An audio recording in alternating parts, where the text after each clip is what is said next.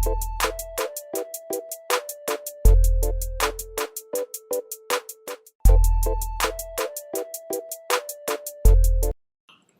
दोस्तों, एक बार फिर आप सभी का स्वागत है मेरे चैनल पर।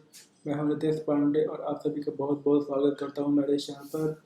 आज हम बात करेंगे एक नए मोटिवेशनल वीडियो के बारे में। और वीडियो को स्टार्ट करने से पहले अगर आप पहली बार मेरे चैनल पर आए और तो आपको इस वीडियो के एक रेड सब्सक्राइब बटन और साइड आपको बेल वाला आइकन भी दिख रहा होगा।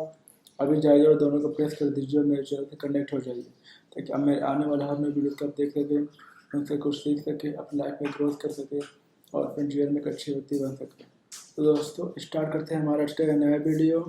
तो आज हम बात करेंगे हम अपने माइंड को शांत कैसे रखें हैं, अपने माइंड को शांत कैसे रखें मतलब इस टॉपिक के बारे में आज इस वीडियो के अंदर हम बात करेंगे। और शांत रखने के मैं कुछ आपको टिप्स बताऊंगा इस वीडियो के अंदर। तो दोस्तों स्टार्ट करते हैं हमारा आज का नया वीडियो।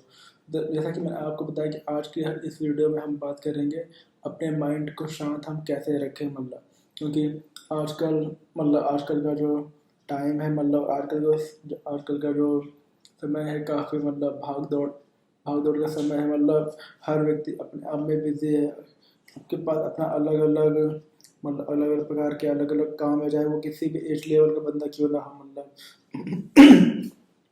जैसे कि हम देखते हैं कि जो जिस वर्ल्ड के अंदर मतलब अलग अलग तरह के लोग रहते हैं और अलग अलग स्टेटस अलग अलग स्टेटस से बिलोंग करते हैं। जैसे कोई रिच फैमिली से बिलोंग कर सकता है, कोई मीडियम क्लास, कोई सिंपल क्लास, कोई नॉर्मल क्लास फैमिली से रिच फैमिली से जो बंदे बिलोंग करते हैं वो सारे रिसोर्सेज, सारी सुख सुविधाएं मतलब अच्छी स्कूल में पढ़ना, अच्छी स्टडी करना, अच्छे ज्ञान को अर्जित करना। मिडिल क्लास जो रहते हैं उनको भी को मेहनत करना पड़ता है, उनके पास सारे जो जो रिसोर्स होते ही हैं। फिर आती है नॉर्मल क्लास और सिंपल क्लास जो नीचे की होती है। वो ऐसे लोग होते हैं जिनको अपने उनको काफ़ी लाइफ में स्ट्रगल करना पड़ता है, काफ़ी मेहनत करना पड़ता है। जैसे कि नॉर्मल क्लास या मिडिल क्लास सिंपल क्लास वो फैमिली आती है जो कब देख रहे होंगे कि जैसे दिल्ली जैसी सिटी में जो बाहर के स्टेट से मान लो जैसे यूपी, बिहार, झारखंड, उड़ीसा से आकर लोग यहाँ पे जैसे जो रहते हैं अपना क्या कि उनको रोजगार मिल सके, उनको अच्छी नॉलेज मिल सके, तो यहाँ पे लोग जॉब करने के लिए आते हैं। और जब यहाँ पर आते हैं तो उनको रहने के लिए उनके पास अपना घर नहीं होता, तो लोग रेंट पे रहते हैं। तो दिल्ली में कई सारे जगहों पर लोग रेंट पे रहते हैं जो बाहर के स्टेट से आके यहाँ पर रहते हैं। तो उनकी लाइफ में काफ़ी स्ट्रगल होता है। तो उनके पास रिसोर्सेज नहीं होते हैं डेली उनको जॉब पर जाने के लिए भी, या जहाँ पर उनका ऑफिस होता है वहाँ पर आने जाने के लिए भी उनको ऑटो रिक्शा या बस वगैरह पकड़ कर जाना पड़ता है। और फिर वापस भी शाम के टाइम ऐसे आना पड़ता है, फिर सुबह उठ के अगले आना पड़ता है। डेली का जो उनका लाइफ का सर्कल है ऐसे ही चलता रहता है कहने वाले। इस तरीके से अगर हम चाहे जैसे हम बात करते हैं 3-4 अलग अलग जो एजेस होती हैं हर व्यक्ति के लाइफ की, उस पर उनके लाइफ में किस तरह की उनकी लाइफ में शांति नहीं है।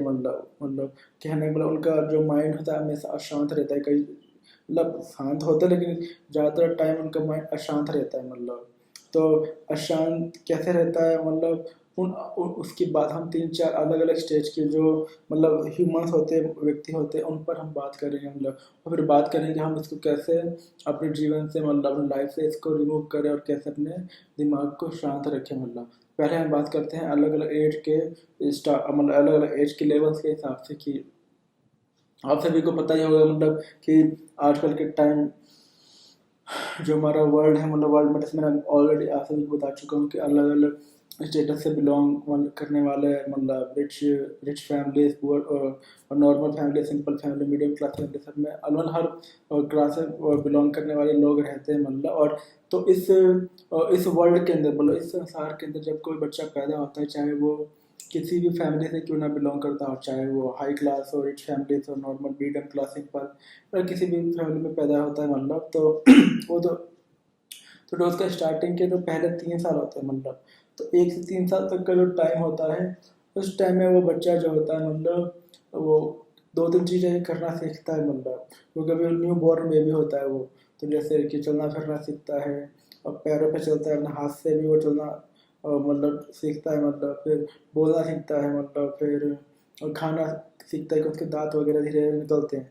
3 साल तक उसके दांत काफ़ी निकल जाते हैं कहने का मतलब। तो मतलब 1 से 3 साल तक का जो टाइम होता है, इस एज में वो जो बच्चा होता है मतलब इन चीज़ों को मतलब इन चीज़ों को करना सीखता है, चलना फिरना खाना पीना बोलना सीखता है। मतलब 1 से 3 साल तक यही चलता रहता है। लेकिन जैसे ही वो बच्चा मतलब अपने जीवन का मतलब जो चौथे साल में प्रवेश करता है, एंट्री करता है मतलब, तो उस बच्चे को मतलब स्कूल में डाल दिया जाता है। स्कूल मतलब पढ़ने के लिए, आगे की मतलब स्टडी करने के लिए।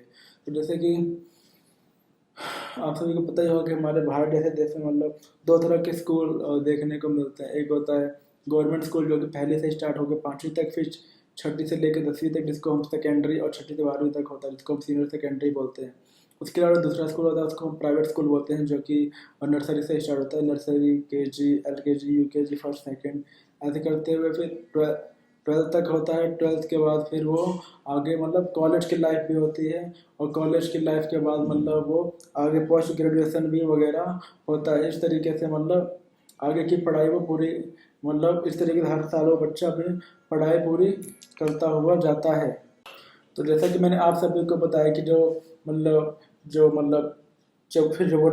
वो बच्चा 1 3 साल तक मतलब जब वो अपना उन चीज़ों को सीखता है, तो उसके बाद उसको चौथे साल में एंट्री करते ही उसे मतलब स्कूल में डाल दिया रहता है। जैसे अगर गवर्नमेंट स्कूल है तो पहली क्लास होगी, और प्राइवेट स्कूल होगा तो नर्सरी में डाल देंगे मतलब। तो फिर वहाँ से वो जो बच्चा होता है धीरे धीरे अपने आगे की जो उसकी स्टडी होती है, उसको हर साल मतलब ये करके अपने मेहनत लगन और परिश्रम से उसको पास करता हुआ आगे की क्लासों को पार करता रहता है मतलब। फिर वो 10वीं पढ़ता है, 10वीं 12वीं, फिर कॉलेज, फिर आगे की पढ़ाई भी करता है मतलब। तो कहने का मतलब फिर जो बच्चा होता है मतलब, फिर कहा जाता है कि जो मतलब 4 साल से लेकर 13 साल तक की जो एज होती है, वो जो टाइम होता है वो चाइल्डहुड का टाइम होता है, बचपना का टाइम होता है। मतलब इस एज तक जो बच्चा होता है उसके अंदर बचपना बना ही रहता है। इस मतलब बचपना होता है उसके अंदर, और इस एज में इस और जो 4 से लेकर 13 साल तक की एज होती है, इस एज में जो बच्चा होता है ज़्यादातर उसका जो उसके हम उम्र के मतलब बच्चे होते हैं, चाहे उसके घर के अंदर और रिश्तेदारों में, चाचा ताऊ मामा काका का लड़का मतलब, या गली में रहते हो नेबर के, या उसके स्कूल में हो, या उसके क्लास के अंदर होंगे मतलब, जो क्लासमेट्स होते हैं या स्कूल मेट्स होते हैं, तो उस बच्चे को जो उसके हम उम्र के बच्चे होते हैं मतलब, उनके साथ ही उसको उसको फ्रेंडशिप करने में, उनके संग बातचीत करने में, खेलने कूदने में ज़्यादा मज़ा आता है मतलब। और उसको खेलने कूदने में ज़्यादा उसको इन्जॉयमेंट मिलता है ऐसे। और जब वो खेलता कूदता तो कूदता है मतलब बाहर जाकर मैं दोस्तों के साथ गली में मतलब, तो कपड़े भी गंदे होते हैं, बालों धूल धूल मिट्टी भी लगती है, चोट भी लगती है कई बार, लेकिन उसको इससे कोई फ़र्क नहीं पड़ता है। चोट भी लगती है तो वो कुछ टाइम के लिए थोड़ा सा मतलब रोता है या उदास होता है, लेकिन फिर से वो वापस क्या बोलते हैं खेलना कूदना शुरू कर देता है, जो हम उनके बच्चे होते हैं। तो ये जो होता है 13 साल तक चलता रहता है। लेकिन जैसे ही वो 14वें साल में एंट्री करता है, 40th ईयर में मतलब, तो वहाँ से फिर वो धीरे धीरे जो उसका एज होता है मतलब, वहाँ के बाद फिर चाइल्डहुड लाइफ को होता है ख़त्म हो जाती है। फिर जो बच्चा सिंसियर मतलब धीरे धीरे फिर उसका जो दिमाग खुलने लगता है, वो लाइफ में क्या सही है क्या गलत है उन चीज़ों के बारे में जानना शुरू कर देता है कि नहीं, मुझे अपने कपड़े गंदे नहीं करना चाहिए, मुझे नीट एंड क्लीन दिखना है। कपड़े गंदे करेंगे तो मम्मी मारेगी या टीचर मारेगी, या मम्मी को कपड़े धोने में प्रॉब्लम होगी, कपड़े गंदे होते हैं तो धोने में ज़्यादा मेहनत लगता है।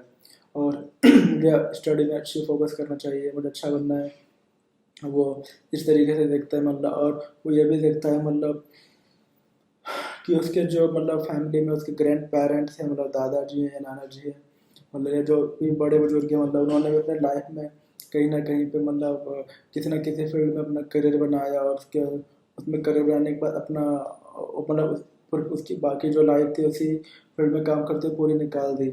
उसके अलावा फिर जो मेरे मतलब फादर भी हैं मतलब, वो भी किसी ना किसी फील्ड में करियर बनाने के बाद अभी करेंटली उसी फील्ड में जॉब कर रहे हैं या काम कर रहे हैं कहने का मतलब।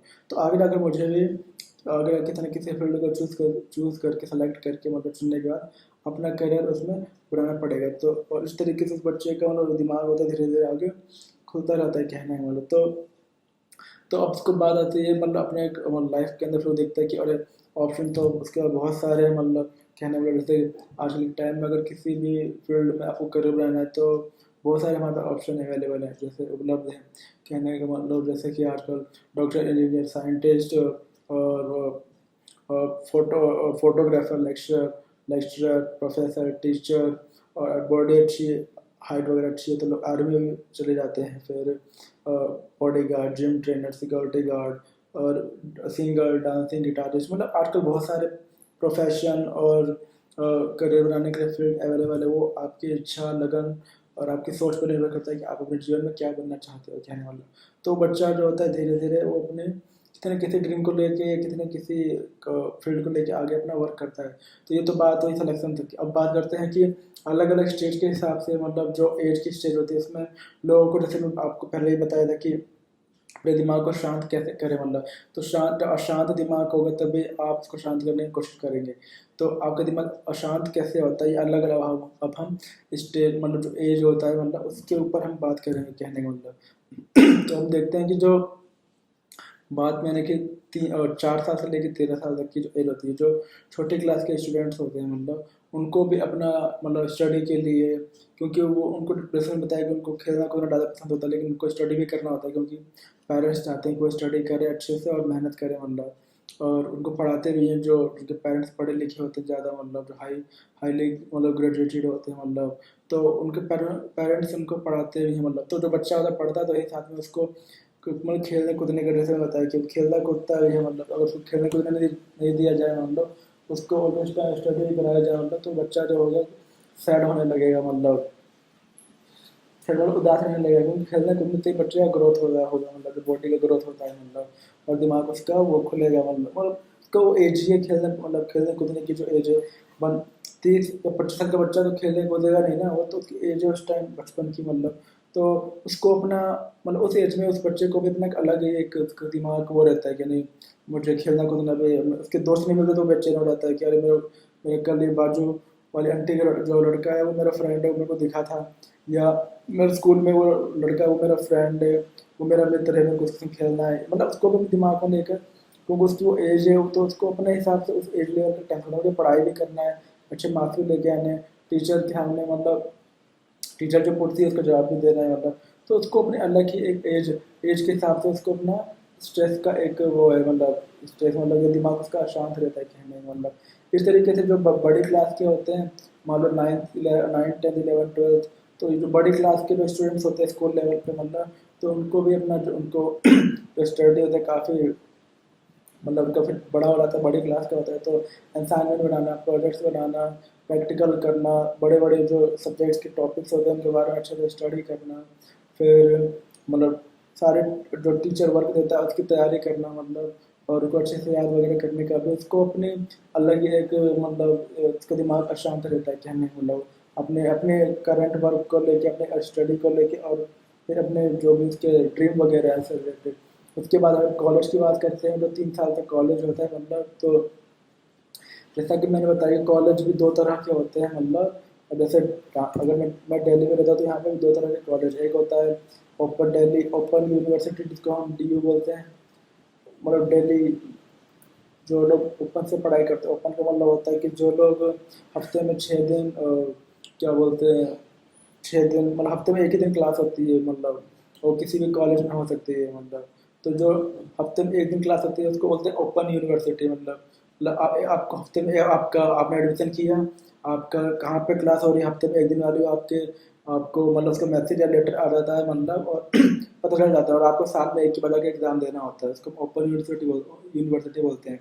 तो वो उन बच्चों के लिए होता है, मतलब और मतलब जिनके मार्क्स वगैरह जो होते हैं काफ़ी कम आ जाते हैं, जैसे जैसे 50 60 65, मतलब क्योंकि जो बंदे रेगुलर पढ़ते हैं कॉलेज के अंदर तो उनकी जो कट लिस्ट काफ़ी हाई जाती है, जैसे कि मैंने भी अपना जो पढ़ाई था वो रेगुलर कॉलेज करके ही किया था, मतलब 2011 में I got 76% in art sides, मतलब आर्ट साइड से मेरे आए थे 76%, then I got admission in PGDB college in Nehru Nagar, मतलब जो नेहरू लाजपत नगर में जो PGDB कॉलेज है मॉर्निंग शिफ्ट में मेरा एडमिशन हो गया, मतलब क्योंकि मेरे 76% आए थे, मतलब और तो जैसा कि मैं बता रहा हूँ कि मतलब जो अगर आपको रेगुलर कॉलेज पढ़ना है चाहे वो किसी भी स्टेट में क्यों ना, तो वहाँ पे जो वहाँ के मार्क्स होता है कट लिस्ट जो आती है 70 80 से ऊपर आती है, तो जिन बच्चों के 70 80 से ऊपर आते हैं तो अपना एडमिशन ले सकते हैं, लेकिन जिनके नंबर ही नहीं आते 50 40, अब तो 40 कंपलसरी हो गया है, मतलब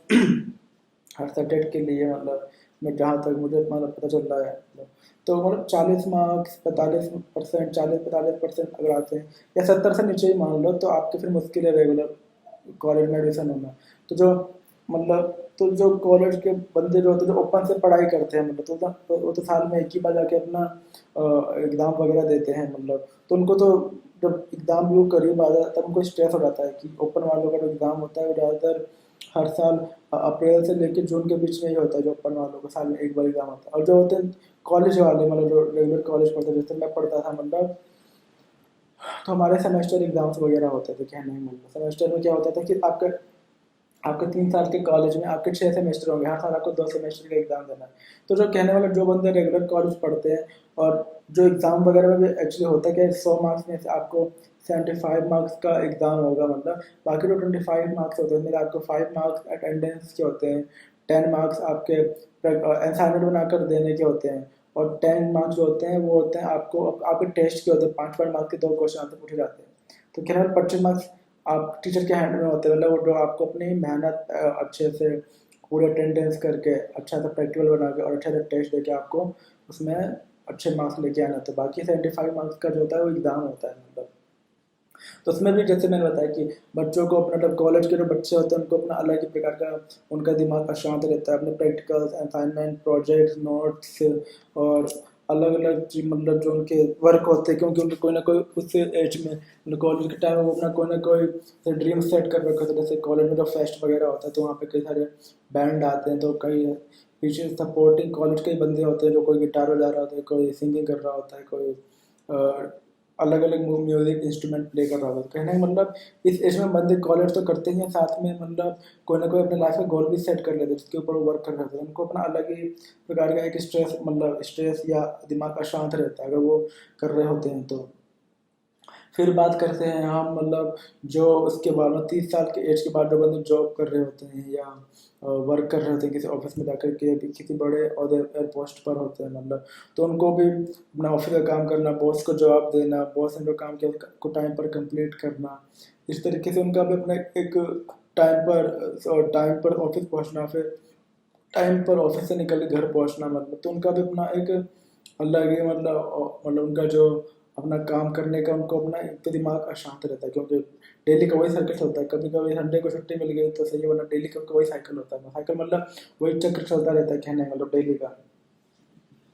तो उनका जो उनका दिमाग काफ़ी अशांत रहता है, कहने मतलब तो कहने मतलब जो वो बड़े बड़े जो क्या बोलते हैं, हर एज के हिसाब से, मतलब हर व्यक्ति को अपनी अलग अलग क्या बोलते हैं स्ट्रेस और या अशांत दिमाग रहता है। मतलब जो फीमेल में भी बात करें तो कई मतलब लड़कियाँ जॉब भी करती हैं, मतलब वो भी स्टडी वगैरह कर, मतलब वो भी स्टडी करती है सेम एस बॉयज़, मतलब लड़कों की तरह।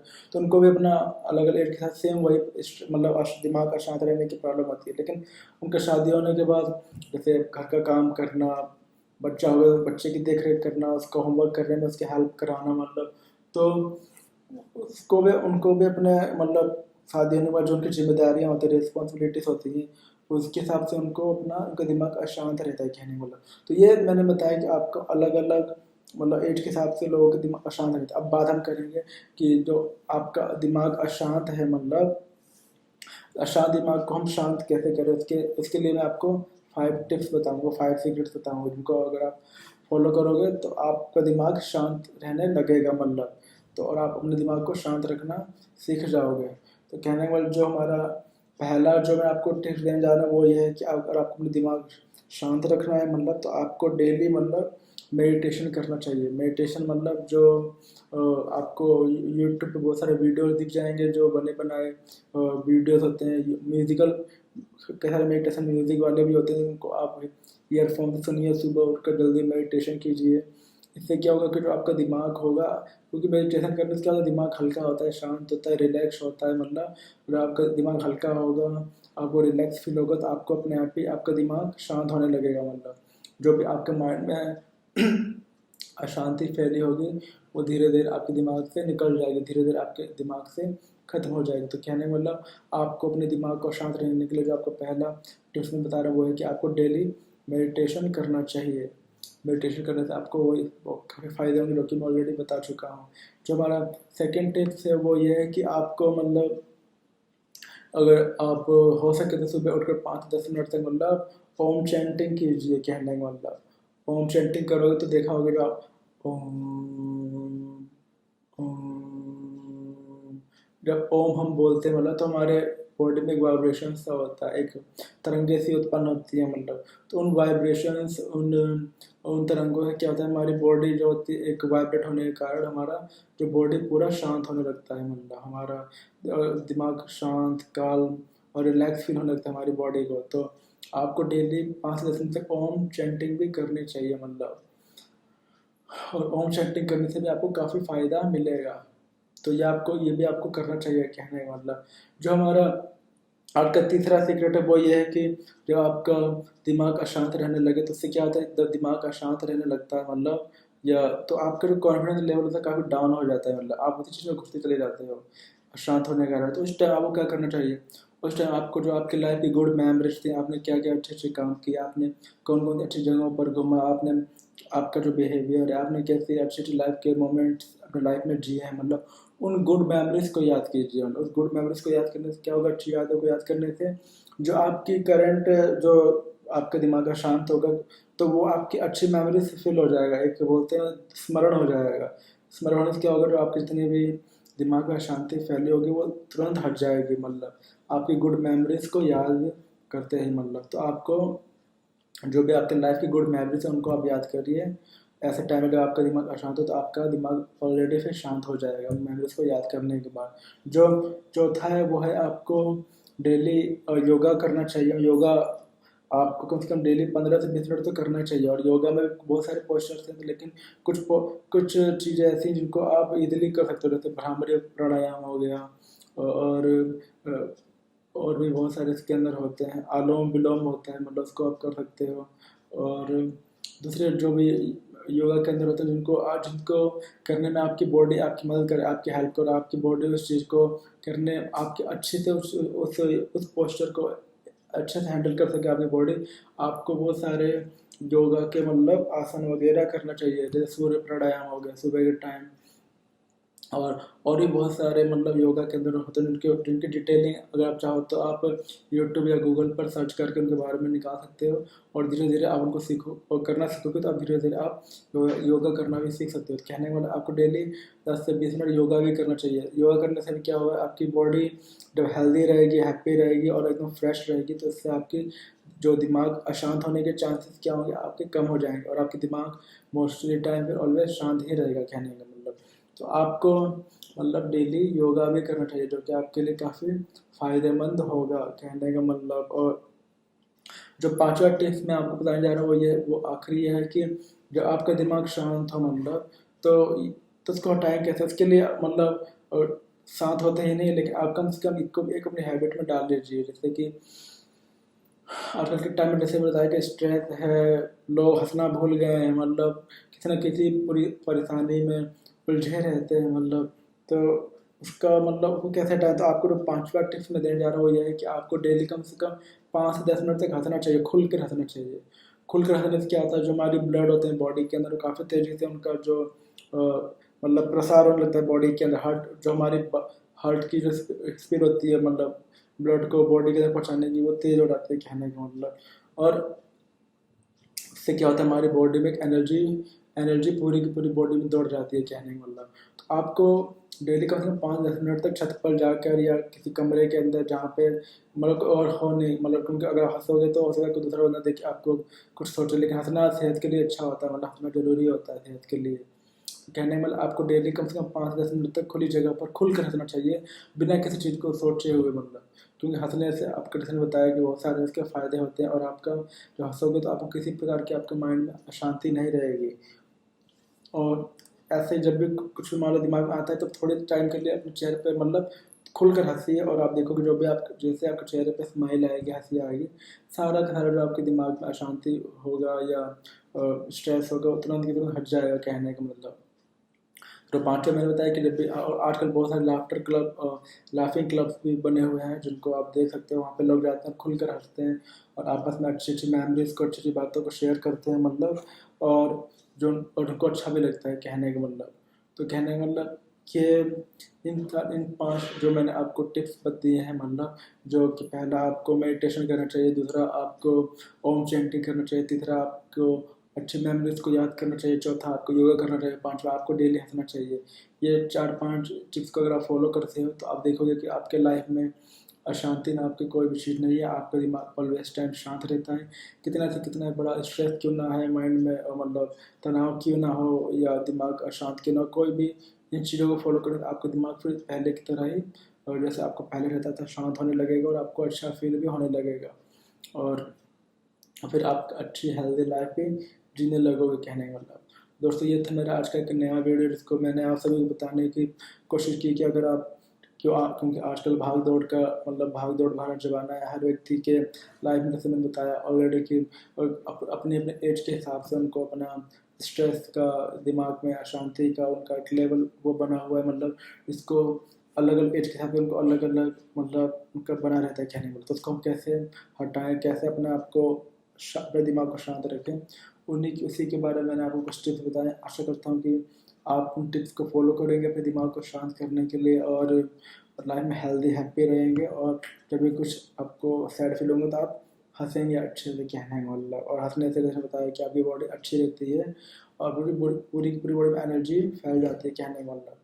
तो कैसा लगा आप सभी को आज का यह नया वीडियो? लाइक एंड कमेंट करके जरूर बताइएगा। फिर मिलेंगे एक नई वीडियो में एक नए टॉपिक के साथ। तब तक के लिए आप सभी अपना ध्यान रखिए, इस वीडियो को दोस्तों को शेयर कीजिए और हैप्पी रहिए। तब तक के लिए टेक केयर डियर फ्रेंड्स।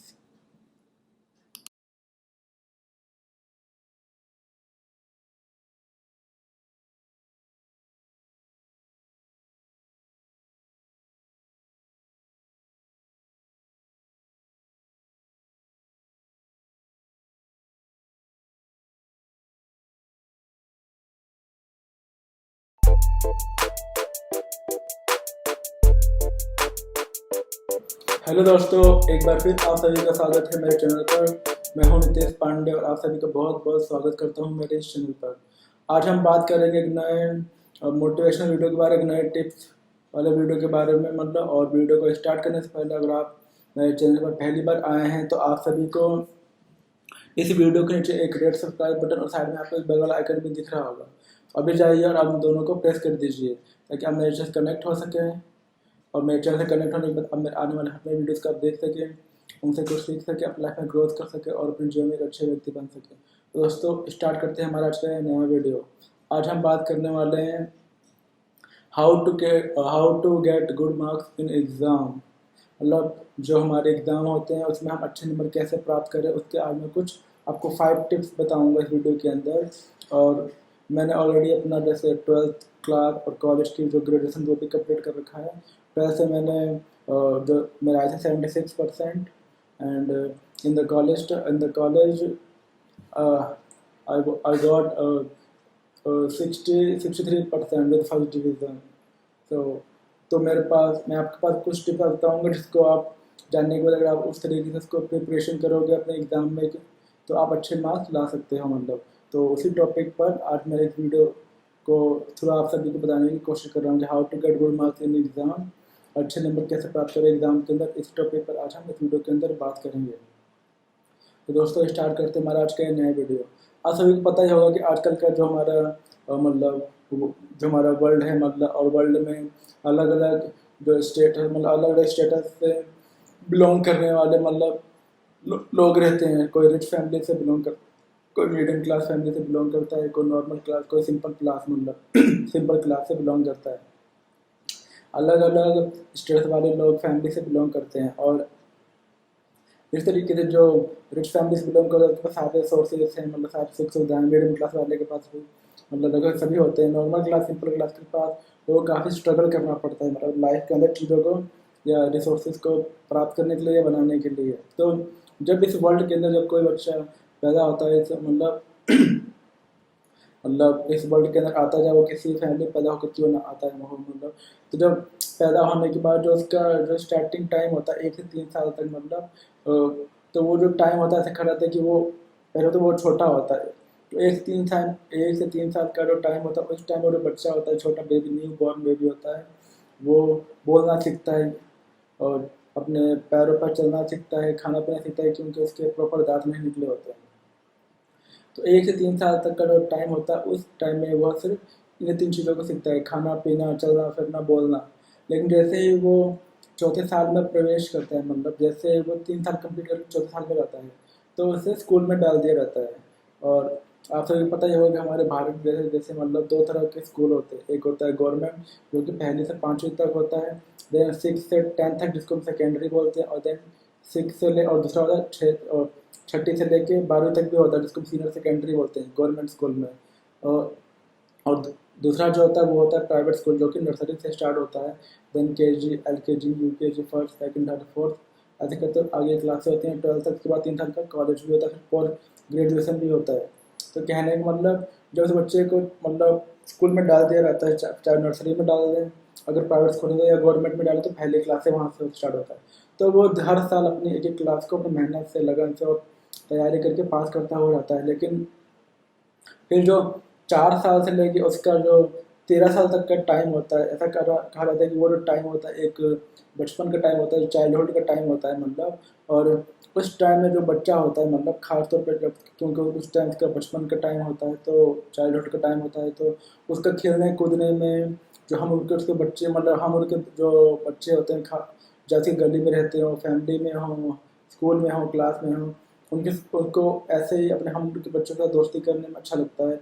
उनके साथ खेलना कूदना, मतलब और बोलना, उनके संग खेलना, मतलब यही सारी चीज़ें उसको करने में अच्छा लगता है। मतलब पढ़ाई भी वो करता है, लेकिन उसको खेलने कूदने में ज़्यादा उसको अच्छा लगता है। मतलब जैसे बचपन के हमारे गेम्स होते थे, मतलब जैसे पकड़म पकड़ाई, छुपन छुपाई, लूडो हो गया, कैरम बोर्ड हो गया, बचपन में खेलते थे मतलब। और ऊंच नीच का पापड़ा, और बर्फ पानी हो गया, और अंताक्षरी हो गया। मतलब ये तो थोड़े सीनियर लोग खेलते, लेकिन बचपन के भी जो छुपन छुपाई, पकड़म पकड़ाई, या ये कुछ गेम हुआ करते थे। तो मतलब तो ऐसा कहा फिर जैसे मैंने बताया कि वो बचपन के टाइम में वो ऐसे अगर गेम खेलने में बच्चे को मजा आता है, स्कूल हो चाहे वो घर के, मतलब घर के अंदर हो या गली में उसके हम उम्र के फ्रेंड्स हो।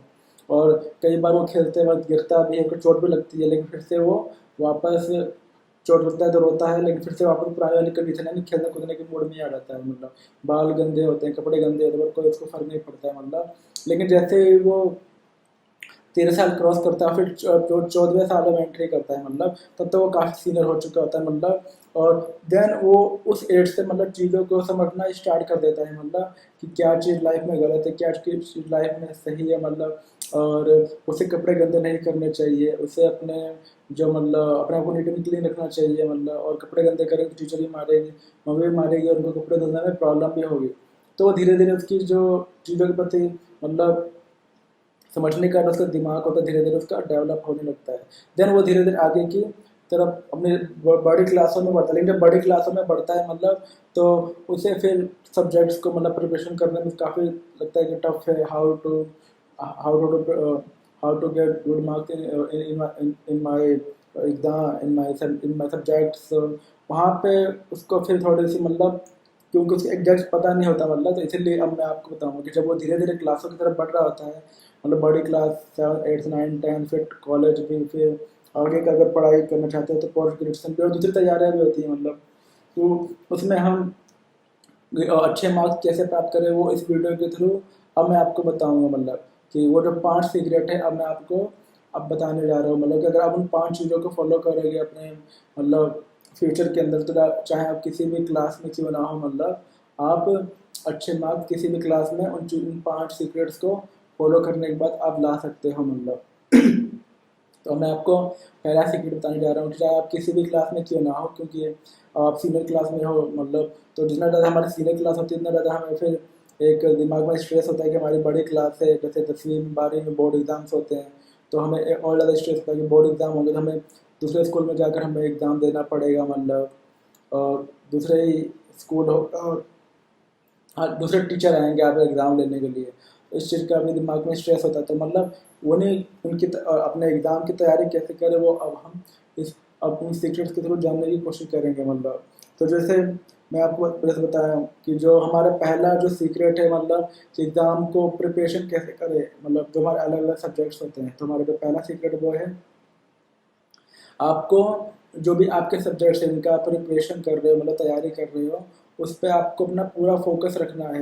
मतलब जो आपका फोकस का लेवल है, मतलब कि अगर आप जिस टाइम भी आप उसकी प्रैक्टिस मतलब उस मतलब प्रिपरेशन करते हो, मतलब स्टडी करते हो, उस टाइम मान लो आपने दिन भर में 3-4 घंटे आप स्टडी करते हो। मान लो सुबह आप फॉर एग्जाम्पल मान लो कि सुबह 5 से लेकर 7 बजे तक स्टडी करते हो, उसके बाद स्कूल के लिए तैयार होकर निकल जाते हो। ये शाम को आने के बाद 10 से 12 1 बजे तक आप स्टडी करते हो। तो उस टाइम जो भी आप स्टडी कर रहे हो, मतलब उस टाइम जो आपका जो पूरा का पूरा जो फोकस है टोटली उस टाइम आपकी उस स्टडी पर ही होना चाहिए। जैसे कई लोग होते हैं आजकल के टाइम में से, जब हम मतलब जब मैं 2011 में अपना ट्वेल्थ क्लियर किया और 2015 अपना ग्रेजुएशन किया, मतलब तो इस टाइम 2011 में तो मोबाइल वगैरह का बहुत स्मार्टफोन्स का उतना वो ही नहीं था, मतलब चलन ही नहीं था। मतलब 2015 में भी मैं एंड में जाकर फाइनल ईयर में मैंने फ़ोन लिया था। मतलब उसके पहले भी मेरा फ़ोन सिर्फ नंबर वाला ही था। तो कहने का मतलब तो आज सभी बच्चों मतलब जो स्टडी वगैरह करते हैं, सबकी फैमिलीज हैं बच्चों के पास स्मार्टफोन वगैरह है। मतलब तो माइंड डिस्टर्ब होने के ज़्यादा चांस रहते हैं, क्योंकि एक तरह आप फ़ोन पे रखे हुए होते हैं, आपके सामने पड़ा हुआ होता है, और आपके फ्रेंड्स वगैरह कभी मैसेज आ सकता है, कभी कॉल आ सकता है, या आपके से कुछ भी उनको काम हो सकता है। मतलब तो वो एक डिस्टर्ब करने का चांस होता है। तो यहाँ पे हम जैसे हम बात कर रहे थे फोकस की, कि अगर आपका फोकस अच्छा होगा, मतलब आपका फोकस पूरा का पूरा होगा जो भी आप सब्जेक्ट की तैयारी कर रहे हो, मतलब और जिस टाइम आप अपना स्टडी का टाइम आपने जो निर्धारित कर रखा है, मतलब उस टाइम जब आप तैयारी कर रहे हो, मतलब जो अगर उसको याद कर रहे हो, तो आपका 100% फोकस होना चाहिए। किस पे होना चाहिए? आपकी उस सब्जेक्ट्स की प्रिपरेशन में होना चाहिए, ना कि किसी और चीज़ों पे। कि अगर आप एक तरफ आप फोकस करके अपना स्टडी कर रहे हो, लेकिन किसी का मैसेज आ गया, कॉल उठा लिया, फिर एक बार कॉल उठा लिया, मैसेज का रिप्लाई किया, तो उसमें फिर हमारा इधर से डाइवर्ट हो गया, हम उस काम में लग जाते हैं। तो इससे क्या होता है, हमारा फोकस खराब होने का चांस रहता है। मतलब वरना फोकस अच्छा नहीं होगा तो आप किसी चीज़ को अच्छे से याद नहीं कर सकते। तो पहला जो सीक्रेट है कि आपको अच्छे से अपना जो आपका फोकस लेवल आपको बढ़ाना होगा। और जब भी आप प्रिपरेशन करते हो किसी भी सब्जेक्ट्स का, चाहे आप किसी भी क्लास में क्यों ना हो, मतलब तो आपको अपना जो फोकस का लेवल है उसको बढ़ाए रखना पड़ेगा। और जब आप उस चीज़ की तैयारी कर रहे हो, सब्जेक्ट्स की तैयारी कर रहे हो, तो आपका उस टाइम पूरा का पूरा फोकस आपकी उन्हीं सब्जेक्ट्स पर होना बहुत ही ज़्यादा आवश्यक है। मतलब तो आपका जो पहला सीक्रेट हो गया फोकस। फोकस का आपको हमेशा ही इसको फॉलो करना पड़ेगा। जब भी आप किसी सब्जेक्ट को आप टाइम दे के उसकी याद कर रहे हो, तो आपको पूरा का पूरा फोकस उस समय आपके उसी सब्जेक्ट की स्टडी पर होना चाहिए। तो ये था दोस्तों हमारा पहला सीक्रेट, कि फोकस का होना बहुत ही आवश्यक है, वो भी 100% जब आप स्टडी कर रहे होते हो स्टडी के टाइम में। जो हमारा दूसरा जो सीक्रेट है, जो सेकंड सीक्रेट है, मतलब एग्ज़ाम में अच्छे नंबर मार्क्स लाने के लिए, वो है आपको उसके लिए हार्ड वर्क करना पड़ेगा। हार्ड वर्क का मतलब ये है कि जब आप फोकस, जैसे मैंने बताया फोकस तो कर ही रहे हो, तो जो भी आपकी सब्जेक्ट्स हैं, मतलब उनको आप अच्छे से निचोड़ निचोड़ दो। मतलब कि उसकी एक एक जो बारीकियाँ होती हैं, यानी कि ऊपर ऊपर से रफली पढ़ लिया, और उसकी जो स्टेप्स होते हैं, मतलब क्वेश्चंस के अलग अलग एग्जाम्पल्स भी दिए हुए होते हैं, उनको ABCD करके कई सारे मतलब उसमें स्टेप्स में डिवाइड किया होता है आंसर्स को वगैरह। मतलब और प्रैक्टिस करने के टाइम पे जब हम किसी भी क्वेश्चन को याद करते हैं, सॉल्व करते हैं, तो हो सकता है जो बड़ी क्लासों में एक एक क्वेश्चन के आंसर में यहाँ पे जैसे 6 मार्क्स के होते हैं, 10 मार्क्स के भी आते हैं, मतलब उनको डिफाइन करने में ही मतलब एक एक दो दो पेज भरना पड़ता है। तो आपको इतना चीज़ें जब याद होंगी तभी आप उस चीज़ के बारे में लिख सकते हो। तो कहने यहाँ पर बात आती है हार्डवर्क की। तो हार्डवर्क का मतलब ये कि जो बड़े बड़े 6-6 मार्क्स के या 10-10 मार्क्स के 8-8 मार्क्स के जो क्वेश्चन वगैरह आते हैं एग्ज़ाम के अंदर, उसके लिए आपको ज़्यादा डिटेलिंग में उस क्वेश्चन का, क्योंकि आप उसके बारे में लिख सको, मतलब 2 से ढाई पेज भर सको लिखा होता है कि आपको अगर ये 6 मार्क्स का है तो आपको इसका जो उत्तर है, आपने देखा ही होगा कि आपको 80 से 100 वर्ड्स में देना है, या 100 से 120 वर्ड्स में, या 100 से 150 वर्ड्स में आपको इस प्रश्न का उत्तर देना ही है, मतलब इस क्वेश्चन का आंसर। तो इतने बड़े बड़े आप मतलब इन क्वेश्चन का अगर आपको आंसर याद रखना है इतने बड़े बड़े, तो आप कैसे याद रखोगे? वो सिर्फ ऊपरी तौर पर पढ़ाई करके तो नहीं रख सकते ना, सिर्फ फोकस करके। मतलब फोकस तो चाहिए ही, साथ में आपको हार्डवर्क भी करना पड़ेगा। मतलब जो चाहे वो सब्जेक्ट्स के अंदर कोई भी टॉपिक हो, कोई भी लेसन हो, चाहे वो मैथ हो, SST हो, हिस्ट्री हो, मतलब जिस जिस स्टेप से वो क्वेश्चन बना हुआ है, मतलब जिस स्टोरी से बना हुआ है, जिस लेसन से उस क्वेश्चन बना हुआ है, तो उस टॉपिक का आपको एवरीथिंग अच्छे से याद होना चाहिए। और याद होने के लिए आपको क्या करना पड़ेगा? आपको हार्ड वर्क करना पड़ेगा। मतलब कि मान लो कोई स्टोरी है, इंग्लिश में क्या होता है बेसिकली स्टोरीज होते हैं, पोएम्स होते हैं, उससे क्वेश्चन बनाते हैं इंग्लिश के एग्जाम में कि tell me about this story या tell me about this poem briefly in 100 to 150 word. अगर वो क्वेश्चन जो है वो 6 मार्क्स का या 10 मार्क्स का या 8 मार्क्स का, मतलब तो जब आप उसके बारे में पढ़ो रहोगे आपको अच्छे से वो याद होगी स्टोरी, या उसके बारे में आपको अच्छी उस आपने उसका अच्छे से हार्डवर्क कर रहा होगा फोकस के साथ, तभी आप उसका आंसर दे सकते हो, मतलब 100 से 150 वर्ड्स के अंदर। तो जब जब मैं आपको बता रहा हूँ कि हार्डवर्क की हमने बात की, तो आपको हार्डवर्क हर सब्जेक्ट का करना पड़ेगा फोकस के साथ। मतलब तो चाहे कोई भी सब्जेक्ट वगैरह हो, जो भी सब्जेक्ट के टॉपिक्स या लेसन है, आपको उन सभी टॉपिक्स का, उन सभी लेसन्स का अच्छे से हार्डवर्क करना पड़ेगा, और हार्डवर्क करने से ही आपको वो चीज़ अच्छे से याद होगी। मतलब तो हमारा जो दूसरा सीक्रेट है वो है आपको हार्डवर्क को अपने लाइफ में फॉलो करना पड़ेगा। जब आप एग्ज़ाम की अच्छी प्रिपरेशन करना चाहते हो और प्रिपरेशन करके अच्छे मार्क्स लाना चाहते हो एग्ज़ाम के अंदर, तो आपका जो सेकंड मैंने बताया वो था अपना आपको हार्डवर्क करना पड़ेगा हर सब्जेक्ट का अच्छे से इसकी प्रिपरेशन के लिए। मतलब और उसको अच्छा मतलब फोकस के साथ आपको उसके हार्डवर्क के थ्रू आपको अच्छी उसकी प्रिपरेशन करनी पड़ेगी। ये था हमारा दूसरा हार्डवर्क। जो हमारा तीसरा सीक्रेट है वो है आपको जो स्टडी है, मतलब स्टडी ऑन टाइम।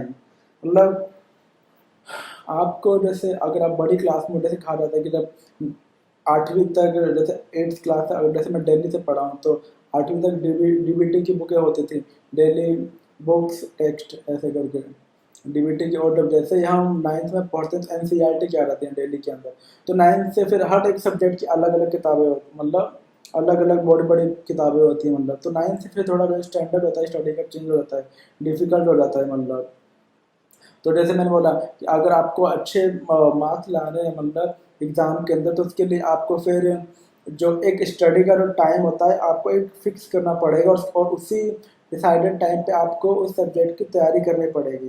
जैसे मान लो जैसे हर स्टूडेंट्स का एक अलग मतलब प्रैक्टिस करने का, याद करने का एक अलग तरीका होता है, और उसका अपना अलग टाइम होता है उसका डेली शेड्यूल के हिसाब से। तो ज़्यादातर जैसे अगर मैं अपनी बात करूँ फॉर एग्जांपल के तौर पे, तो जब मैं 11th 12th में था या जब मैं कॉलेज में भी था, मतलब तो मेरा जो स्टडी का टाइम होता था, ऐसा कहा जाता है कि सुबह के टाइम 4 बजे उठो, 4 से 7 बजे तक या 5 से 7 बजे तक अर्ली मॉर्निंग उठो, क्योंकि उस टाइम कोई भी उठा हुआ नहीं होता है, किसी प्रकार की मतलब किसी प्रकार की डिस्टर्बेंस नहीं होती है, मतलब किसी प्रकार की चहचहाट नहीं होती है। मतलब तो जो सुबह का टाइम होता है अर्ली मॉर्निंग का टाइम, उस टाइम जब किसी भी चीज़ को अच्छे से याद करोगे तो आपको पूरा पूरा कंसंट्रेशन लेवल जो होगा उसी चीज़ को करने में होगा। तो अगर आप स्टडी भी सुबह सुबह उठकर जल्दी उठकर स्टडी करते हो, मतलब तो आपका जो या जो भी चीज़ आप याद करोगे उस टाइम में, मतलब आपको अच्छे से वो चीज़ याद हो जाएगी। तो यहीं पे जैसे मैं बताया स्टडी ऑन टाइम, तो स्टडी ऑन टाइम के लिए आपको कम से कम दिन में पूरे 24 घंटे के अंदर 2 आपको टाइम डिसाइड मतलब फिक्स कर ही देना है स्टडी का। जैसे मैं सुबह 5 से 7 बजे या कभी 4 से 7 बजे तक सुबह होकर स्टडी करता था, मतलब और हर सब्जेक्ट को 1 घंटे के 1 घंटे प्रैक्टिस करता था, उसकी स्टडी करता था उनके लेसन उनके टॉपिक्स के बारे में। और उसके बाद क्योंकि मेरा सुबह का कॉलेज था, मतलब तो मैं सुबह जब कॉलेज लाइफ में मैं सुबह कॉलेज जाता था और मेरा कॉलेज ख़त्म होता था 3 बजे तक। उसके बाद मैं मतलब फिर आके स्टडी वगैरह करता था, मतलब तो उसके बाद घर पे आया, घर पे थक ज़्यादा मतलब काफ़ी थका हुआ होता था, मतलब काफ़ी ज़्यादा फिर एक मन नहीं करता था। इसलिए मैं सुबह क्योंकि कॉलेज जाने से पहले मैं 5 बजे उठ के 6-7 बजे तक स्टडी करता था, उसके बाद कॉलेज के लिए रेडी होकर कॉलेज के लिए निकल जाता था। देन रात को जब 10 बजे का टाइम होता था, उस टाइम भी मैं मतलब 10 से लेके 1 बजे तक जो सब्जेक्ट का प्रिपरेशन होता था, मतलब उनकी तैयारी करता था, उनके बारे में उनके स्टोरीज को पढ़ता था, इंग्लिश हिंदी के जो मेरे सब्जेक्ट हुआ करते थे। अगर इकोनॉमिक्स है तो उसका रूल क्या है, उसके स्टेप्स क्या है, उसके एग्जाम्पल क्या है, मतलब तो उनके उनकी उन चीज़ों को पढ़ता था। जैसे मैं बीए प्रोग्राम मैंने किया था कॉलेज में, मतलब 3 साल का, मतलब सेमेस्टर के हिसाब से। तो 2011 से ही सेमेस्टर सिस्टम लागू हो गया था, तो हर साल हमें 2 सेमेस्टर एग्ज़ाम देना होता था।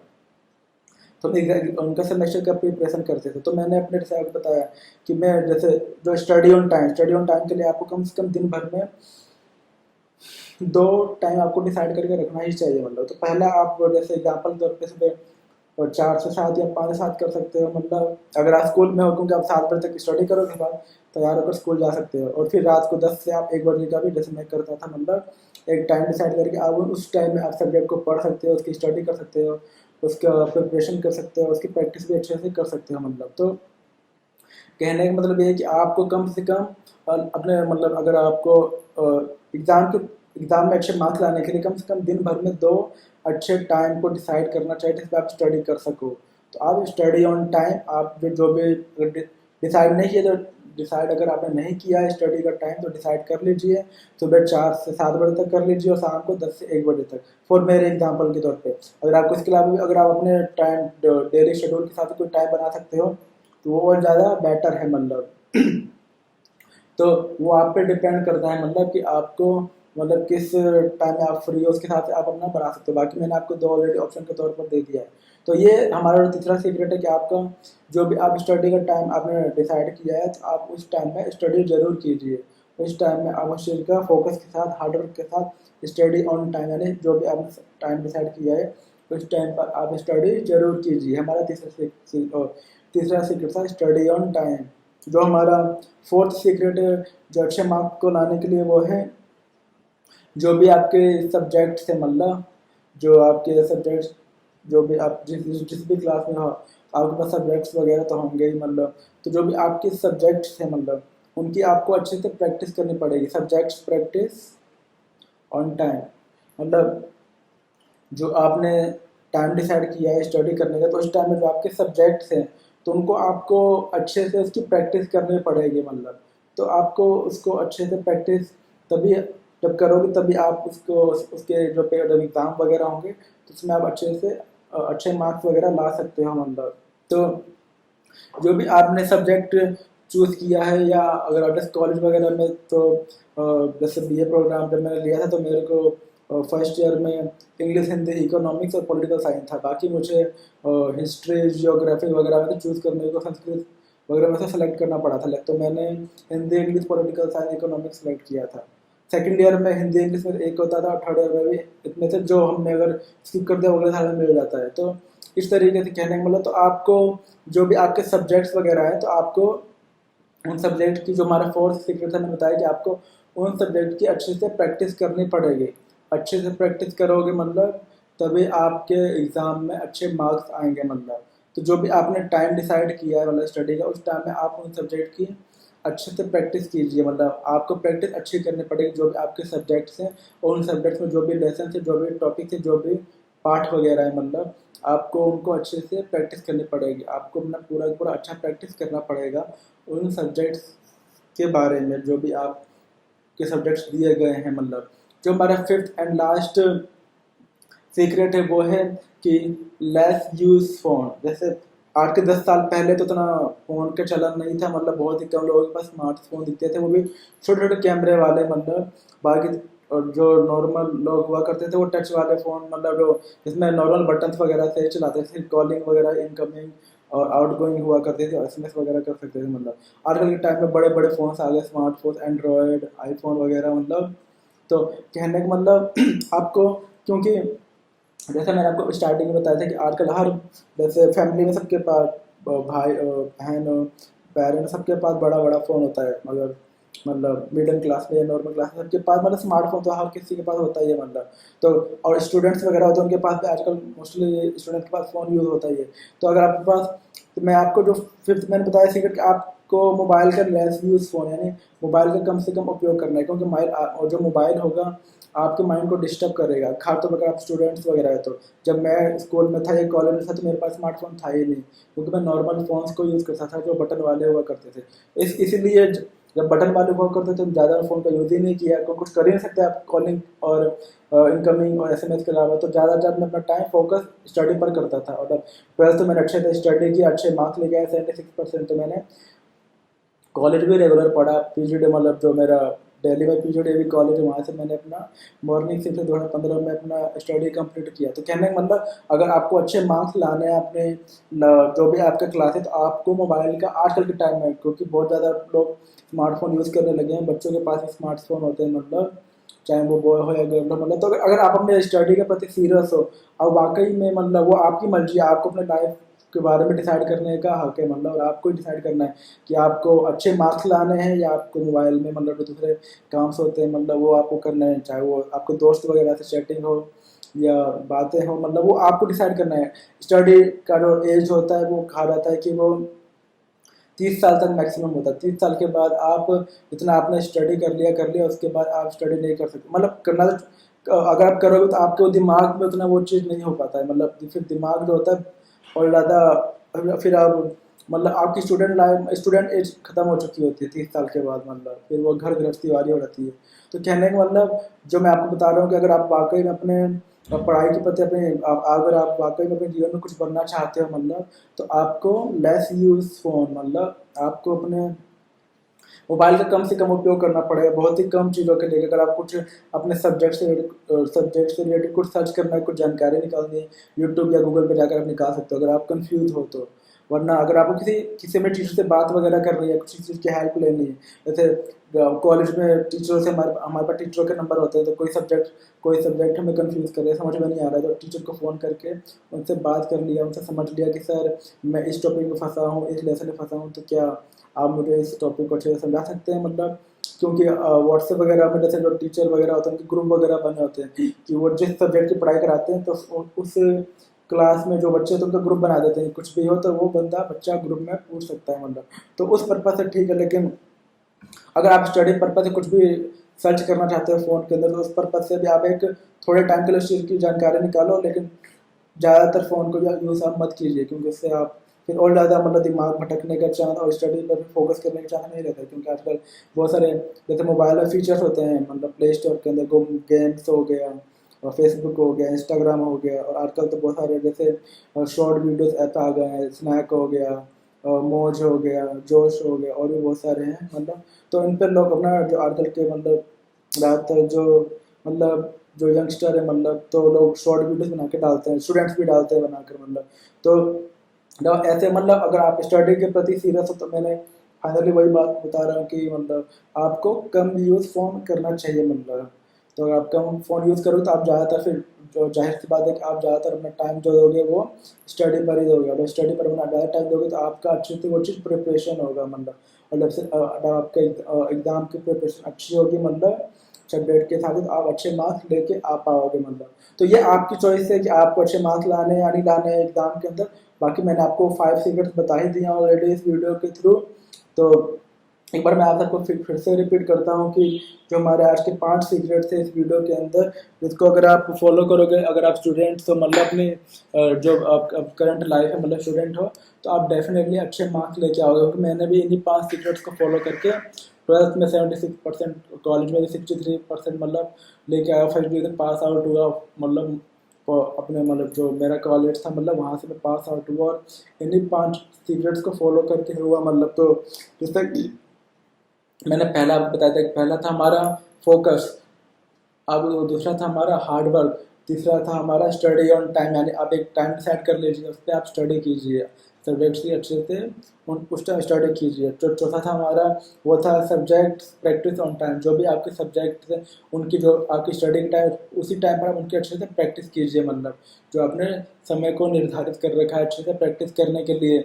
जो हमारा फिफ्थ एंड लास्ट था वो था हमारा लेस यूज़ फ़ोन। मतलब आपको अपने लाइफ के अंदर अगर आप स्टूडेंट्स हो किसी भी क्लास के या किसी भी कोर्स के, मतलब तो आपको मोबाइल कम से कम उपयोग करने की कोशिश करनी चाहिए। मतलब ये आप ही के लिए अच्छा होगा, बाकी तो आप पे निर्भर करता है कि आप आपकी मतलब आपके अंदर से कितनी उस चीज़ के प्रति उत्सुकता है, चाहत है या इच्छा है। मतलब अगर आप ज़्यादा अच्छे मार्क्स लाना चाहते हो, मतलब 70 से 80 90% मतलब, तो आपको फिर वो अपने हिसाब से डिसाइड करना है अपनी लाइफ के बारे में। मतलब तो ये थे दोस्तों कुछ 5 सीक्रेट्स जिनको मैंने आप सभी के संग शेयर किया और बताने की कोशिश किया कि अगर आप भी अपने लाइफ के प्रति जो आपकी स्टडी लाइफ है या जो भी आपके क्लास है और उन क्लास में जो भी आपके सब्जेक्ट्स हैं उन सब्जेक्ट्स में आप अच्छे मार्क्स लाना चाहते हो, मतलब और लाकर आगे जीवन में बढ़ना चाहते हो। क्योंकि आजकल जो टॉपर होते हैं क्लास के अंदर, खासतौर पर अगर आप 70 से ऊपर नहीं लाए तो आपको कोई नहीं पूछता,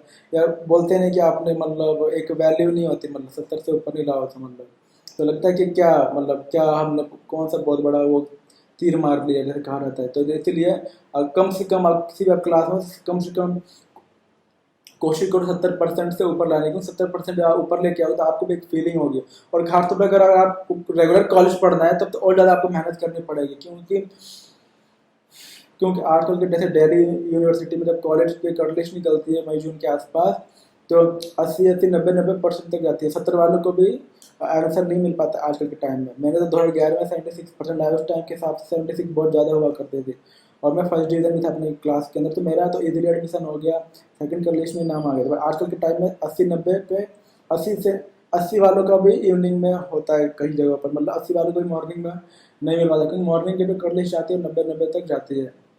तो वो आपको डिसाइड करना है कि आपको अगर रेगुलर कॉलेज पढ़ना है अच्छे से, क्योंकि रेगुलर कॉलेज की बात ही अलग होती है। मतलब वहाँ पे कॉलेज जाना, सुबह के टाइम क्लासों को अटेंड करना, नोट शेयर करना, असाइनमेंट बनाना, तो नए नए फ्रेंड्स बनते हैं मतलब। और काफ़ी कैंपस होता है अच्छा सा मतलब, और काफ़ी ज़्यादा बहुत अच्छी लाइफ होती है कॉलेज की, जो मैंने ऑलरेडी उसको जी चुका हूँ मतलब अपनी जो मेरी कॉलेज लाइफ थी मतलब। तो बस मैंने आपके संग यही 5 टिप्स के थ्रू बताने की कोशिश किया कि अगर आप अच्छे मार्क्स लाना चाहते हो तो आप इन 5 रूल्स को फॉलो करो, तो आपको ज़रूर अच्छे मार्क्स आएंगे मेरी तरह, जैसे मेरे 12th क्लास में आए और कॉलेज में भी आए।